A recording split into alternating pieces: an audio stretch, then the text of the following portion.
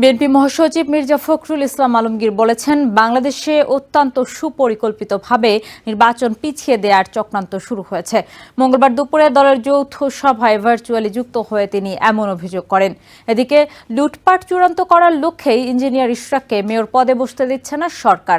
জাতীয় প্রেস ক্লাবে এক আলোচনা সভায় এমন মন্তব্য করেন বিএনপির ভাইস চেয়ারম্যান শামসুজ্জামান দুদু। এ সময় বিএনপি নেতা আব্দুস সালাম বলেন, সরকার মূল এজেন্ডা ছেড়ে করিডোর নিয়ে ভাবছে। সীমা লঙ্ঘন করলে তাদেরকেও কাঠগড়ায় দাঁড়াতে হবে।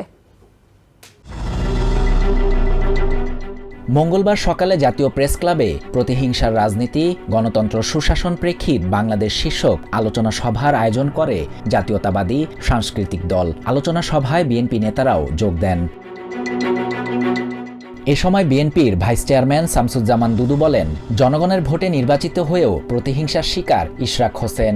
আদালতের আইন না মেনে সরকার ফ্যাসিস্টের পথে হাঁটছে কিনা এমন প্রশ্ন তোলেন তিনি। একই অনুষ্ঠানে বিএনপি চেয়ারপারসনের উপদেষ্টা আব্দুস সালাম বলেন, সরকার মূল এজেন্ডা ছেড়ে করিডোর নিয়ে ভাবছে। সীমা লঙ্ঘন করলে এই সরকারকেও কাঠগড়ায় দাঁড়াতে হবে বলে হুঁশিয়ারি দেন তিনি। এদিকে জাতীয় গণতান্ত্রিক পার্টি জাগপার আলোচনা সভায় যোগ দিয়ে বিএনপির স্থায়ী কমিটির সদস্য নজরুল ইসলাম খান বলেন, বিচার এবং স্থানীয় সরকার নির্বাচনের কথা বলে কিছু রাজনৈতিক এবং সামাজিক শক্তি জাতীয় নির্বাচনকে দীর্ঘায়িত করতে চায়। এদিন সকালে জুলাই অভ্যুত্থানে আহত রাকিবুল হাসানের পরিবারের সাথে সৌজন্য সাক্ষাৎ করেন বিএনপির সিনিয়র যুগ্ম মহাসচিব রুহুল কবির রিজভী। তিনি অভিযোগ করেন, কম বয়সে বড় দায়িত্ব পাওয়ায় অনেকের কথাবার্তায় ভারসাম্যহীনতা দেখা যাচ্ছে।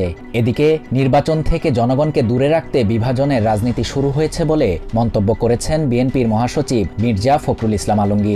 রাজধানীর গুলশানে দলের চেয়ারপারসনের কার্যালয়ে এক যৌথ সভায় ভার্চুয়ালি যুক্ত হয়ে তিনি একথা বলেন। Shahriar Shafat, TVN 24 news desk. New York থেকে সম্প্রচারিত টিভিএন 24 টেলিভিশন বিশ্বজুড়ে বাঙালির কণ্ঠস্বর।